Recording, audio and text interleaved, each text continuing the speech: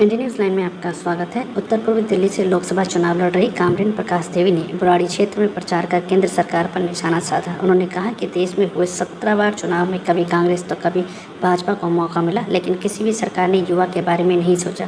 देश की युवा नौकरी चाहती है, मुफ्त अनाज नहीं। यदि उसके पास रोजगार होगा तो उसका पूरा परिवार पेट भर अनाज खा सकता है। आइए जानते प्रकाश देवी ने अपने प्रचार के दौरान क्या कहा। इससे पहले संसद बैठ चुकी है, लेकिन बहुत अफसोस की बात है कि चाहे वो बीजेपी की सरकार हो या कांग्रेस की सरकार हो या किसी और की सरकार हो, किसी भी सरकारों ने इतने सालों में जनता की समस्या का हल नहीं किया।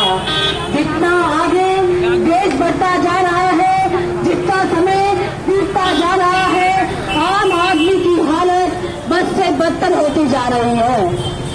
कोई भी पार्टी आज आम जनता की बातें नहीं कर रही है। मेरे तो पहले जो भाई माइक में बोल रहे थे, उन्होंने बताया कि आजादी के बाद से ही अमीरी और गरीबी की खाई लगातार बढ़ती जा रही है। और ये बहुत अफसोस की बात है कि इससे पहले जो सरकार सत्ता में 10 साल से राज कर रही है, वो बहुत बड़ी बात बोल के आई थी कि बहुत हुई महंगाई की बार, अब की बार सरकार, बहुत हुई महिलाओं पर अत्याचार, बदल देश की बार सरकार। ये जो बात लेकर आई थी, उन्हीं के शासनकाल में पिछले 10 सालों में ये अमीरी और गरीबी की खाई और भी भारी हो गई है। कितने अफसोस की बात है। और हमारे प्रधानमंत्री जी बड़े गर्व से कहते हैं कि देश की 82% जनता को मुफ्त में अनाज दिया जा रहा है। तो साथियों, एक बात सोच के देखिए, क्या ये गर्व की बात है कि हमारे देश की 82% जनता को मुफ्त में अनाज दिया जा रहा है? ये गर्व की नहीं, आजादी के इतने सालों के बाद ये हमारे लिए शर्म की बात है कि आज भी हमारे देश में 82% लोगों के पास काम को नहीं है, उनके पास रोजगार नहीं है, वो दूर से पैसे दूर से मर रहे हैं। ना शिक्षा है, ना रोजगार है, ना स्वास्थ्य की कोई सुविधा है। इसलिए हमारे सरकार को उन्हें मुफ्त में अनाज बांटा जा रहा है। अगर उन्हें नौकरी दी जाती तो क्या मुफ्त में अनाज देने की जरूरत पड़ती? हम सरकार से ये पूछते हैं कि मुफ्त में अनाज बांटने की क्या जरूरत है?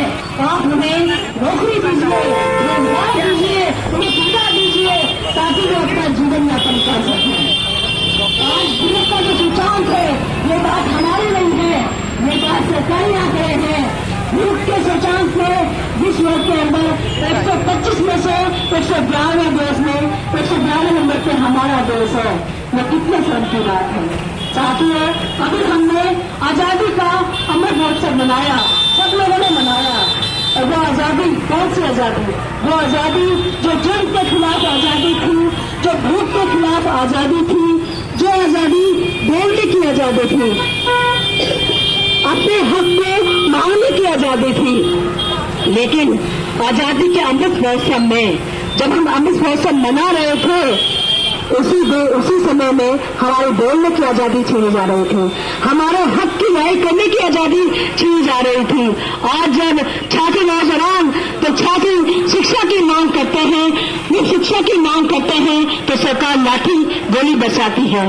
जब नौजवान रोजगार की मांग करते हैं तो सरकार लाठी बरसाती है। जब महिलाएं सुरक्षा की बात करती हैं तो सरकार लाठी बरसाती है। और जब किसान अपने जीने की बात करते हैं, अपनी जमीन, अपनी माँ की बात करते हैं, तो सरकार आंसू गैस के गोले बरसाती है, गोलियां बरसाती है, वो लहर ग्रहण करती है। उनके आंदोलन के रास्ते में आगे बढ़ने के लिए